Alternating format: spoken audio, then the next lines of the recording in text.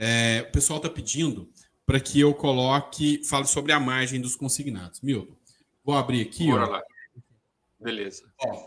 O senador Heinz, na semana passada, me mandou esse vídeo aqui sobre a questão da margem dos consignados. E nós vamos falar sobre isso aqui também, tá?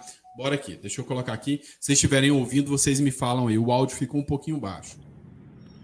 Na semana passada, na última quarta-feira, eu estive pessoalmente com o presidente Jair Bolsonaro, junto com o deputado Hernani Polo, e um dos assuntos que nós levamos ao presidente é a prorrogação do financiamento dos empréstimos consignados para os aposentados.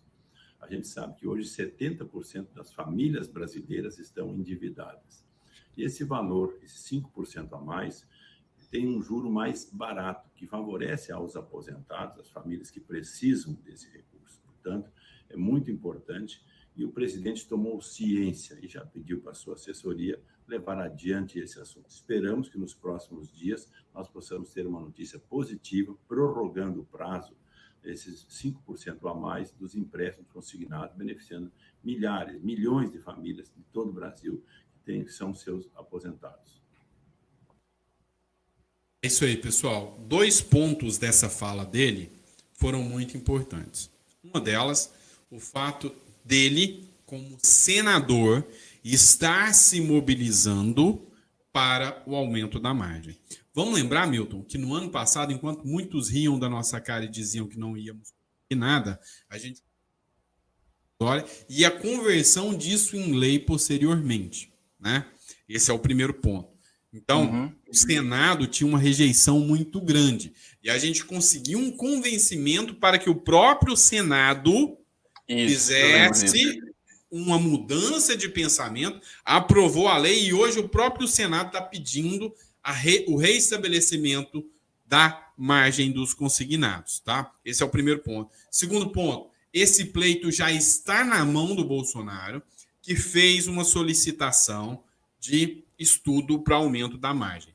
Vamos lembrar o seguinte, nós fizemos um ofício, caminhamos para o Onyx Lorenzoni, que é do mesmo estado do Heinz, nós fizemos esse mesmo ofício, encaminhamos também para o Natal Léo, que é conselheiro da Previdência, encaminhamos também esse mesmo para o Leonardo Rolim. Então, nós estamos fechando o cerco para que não se diga que Bolsonaro não sabia. E com a fala do Heinz aqui, não tem mais o que questionar, não tem mais o que falar. Está na mão do Bolsonaro. Se as pessoas que trabalham com crédito bancário, vamos falar que tem muitos correspondentes sérios aí que merecem porque fazem um trabalho sério. Muitos vão quebrar. Isso vai para a conta do Bolsonaro se ele simplesmente se omitir. Esse é o primeiro ponto. Segundo ponto que a gente pode analisar aqui. Foi para a mão, ele já sabe e ele solicitou um estudo. E os estudos já estão claros. Onyx confirmou o interesse em aumento da margem porque é importante. Leonardo Rolim já confirmou o interesse no aumento da margem. Eles representam hoje o INSS. Então, são eles que vão fazer o estudo. Então, a gente já sabe, já tem a confirmação que os estudos serão pelo aumento da margem e positivo. Tá? Com certeza. Então, o que a gente percebe hoje é que se demorar a sair é por descaso. A quem interessa o aposentado negativado? A quem interessa? Como se diz? Vamos usar palavras do Bolsonaro aqui, né? Esses tarados por deixar o aposentado negativado. A quem interessa isso? Aos bancos? Aos agiotas?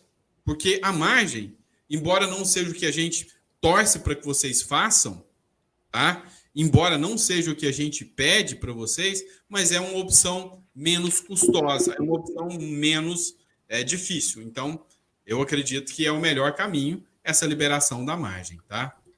Vale lembrar que a gente tem esse caminho já direcionado que o Sandro acaba de passar para vocês, realmente muito bem encaminhado.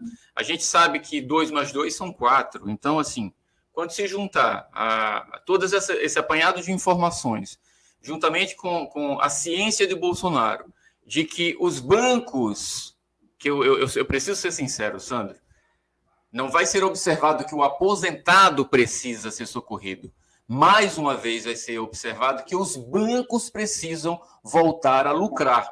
Essa é a realidade. E eu lamento dizer para vocês que, nesse aspecto, vai haver uma celeridade maior para que a margem volte, né, a ficar positiva e vocês possam utilizar esse pequeno aumento, essa pequena diferença de aumento salarial que houve.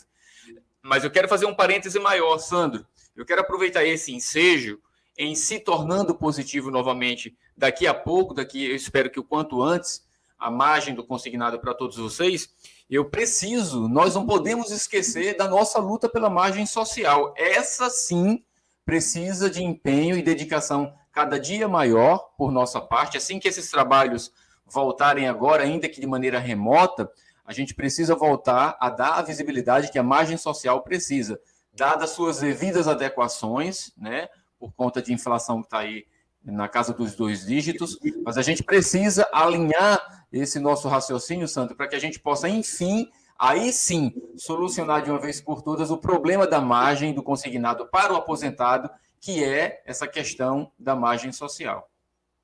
Vamos lá. Eu quero expor alguns pontos aqui. Por que da demora da liberação da margem? Por que da demora e do travamento do 14º? E por que a margem social não saiu do caminho? Para quem bate no peito aí e fala o liberalismo, a direita vai salvar o Brasil da maldita esquerda. Para quem fala assim, deixa eu ler essa matéria aqui para vocês. O lucro dos grandes bancos foi o maior da história. O maior da história. Durante uma bruta pandemia. É isso que eles sempre quiseram. É isso que sempre foi o interesse. Dar lucro para banco. Então é por isso que margem social não passa, é por isso que a suspensão não bingou do jeito que a gente queria, e é por isso que você tem um presidente da República que vira na cara de um aposentado e fala: eu não vou taxar banco para dar 14º para aposentado. Eu não vou taxar banco para dar 14º para aposentado. Sabe por quê? Olha aqui, ó, olha na tela. Cá, olha na tela. O lucro dos bancos foi o maior da história. E é isso que eles querem. Agora você vem cá. No começo da pandemia, o governo liberou de cara 1,3 trilhões para os bancos. O que liberou para o aposentado? Nada. Liberou 1,3 trilhões para os bancos.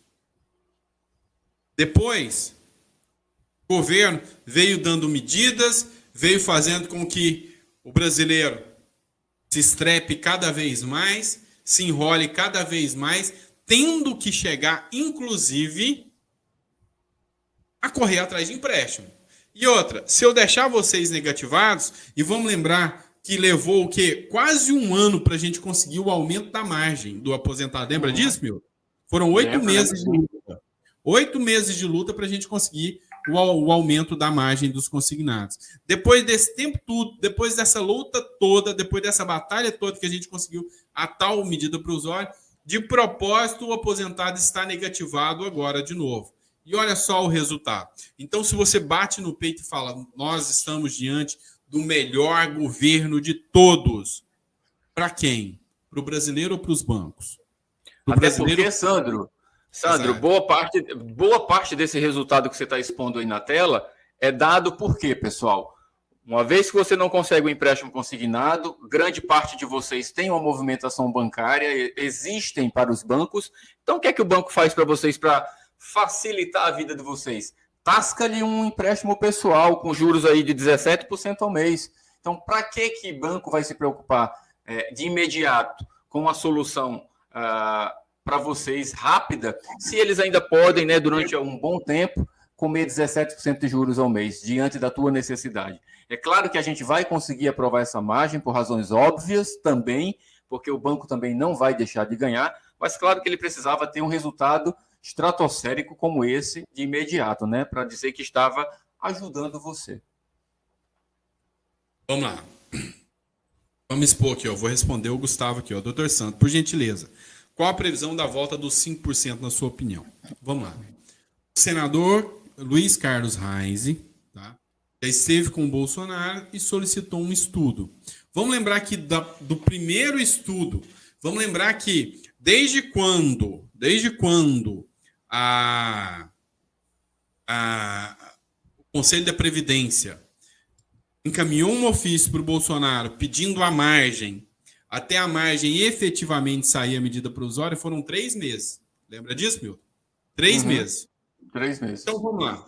Nós temos já um caso concreto, que foi o aumento da margem no ano passado.